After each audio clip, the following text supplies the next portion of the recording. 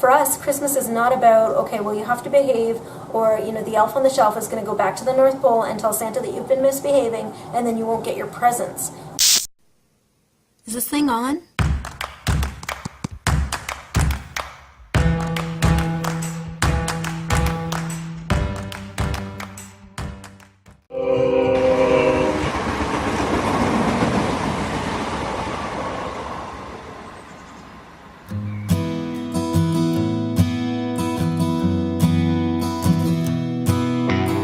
Go to church on Christmas morning. We also go to church on Christmas Eve because Christmas is actually a celebration of the birth of Jesus Christ, the Son of God.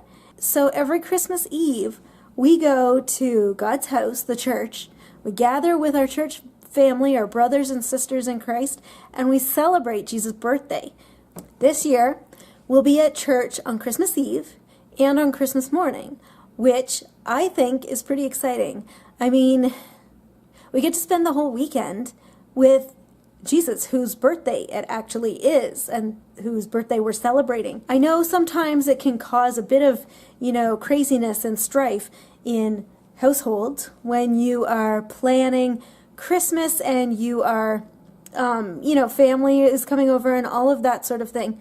But we wouldn't have Christmas if it weren't for the celebration of Jesus' birth. So going to church where we can worship Jesus on his birthday is even more cool.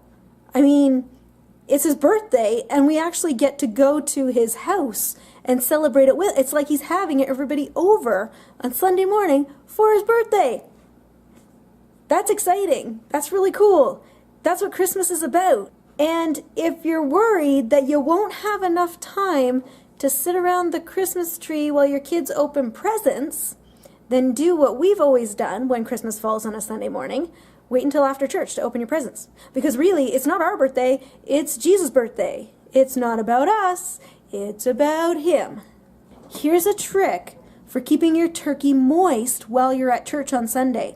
You put a cake pan or some other pan that has high sides on it, fill it with chicken broth, and put it underneath your turkey while your turkey's in the oven baking. And you can actually leave your turkey baking while you're at church. Did you know that? I bet you didn't know that. So it's really easy. So I do this a lot and have done this in the past a lot for Sunday dinners, for Sunday lunches.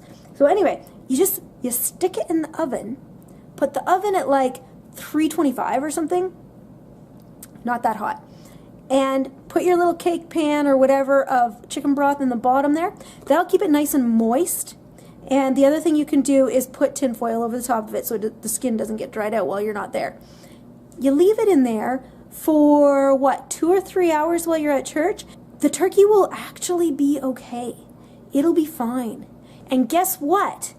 If you've gone to church before the kids have opened the presents, your kids will be so excited because they'll have all those presents to open all afternoon, and it'll be amazing and they'll love it. And guess what? You will have reinforced the fact that Christmas is about Jesus' birthday, not about ours.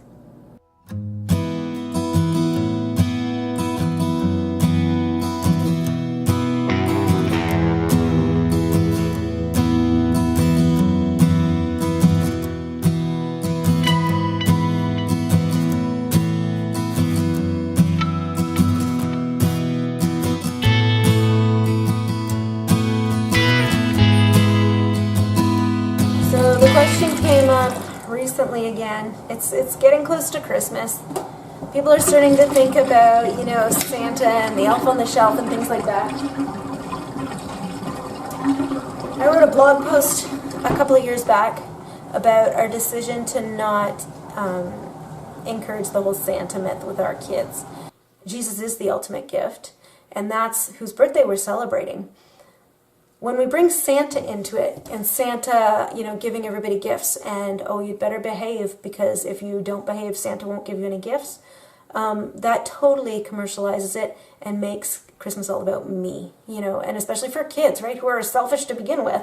And, when it's all about them anyway, it just encourages that kind of self-centered thinking.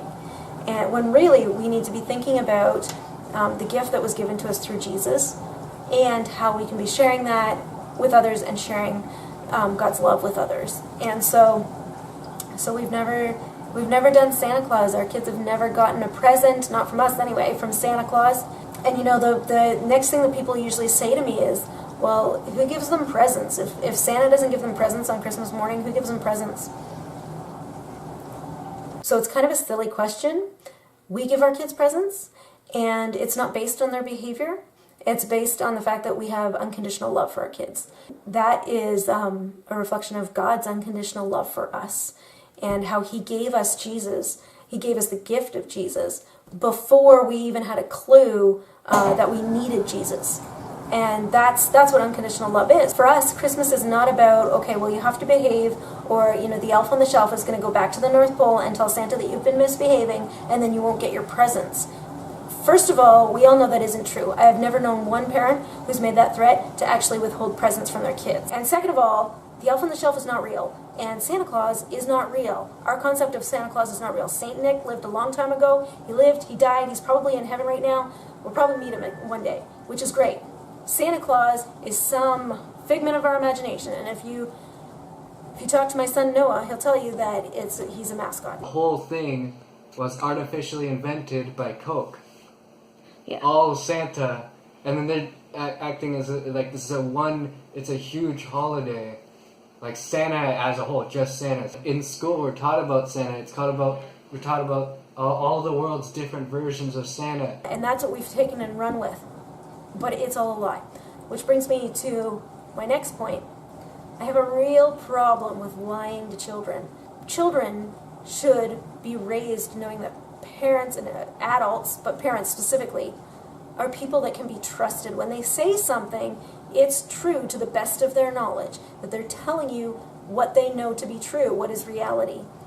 And when we tell our kids about things like the elf on the shelf, like Santa Claus, like the Tooth Fairy, like the Easter Bunny, I wonder what it does for the kids' trust level in their parents.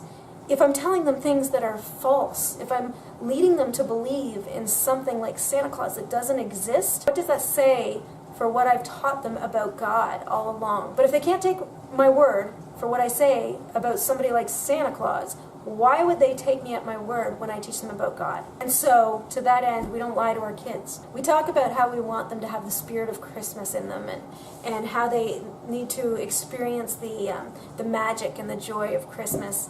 And really, there's no magic about it. The ultimate joy was when God sent His Son to be born in a barn, to grow up and 33 some odd years later become the sacrifice for all of mankind and all of our sin.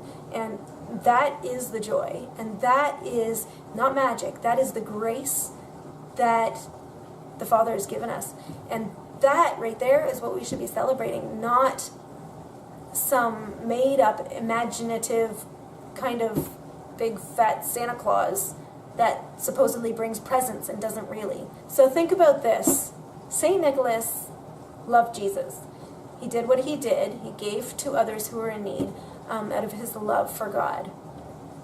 There's a good chance we'll meet him in heaven one day. What will he be thinking about what we've done with this whole Santa Claus thing? Do you think he'll be pleased with it? Or do you think he'll kind of wonder what on earth we were thinking?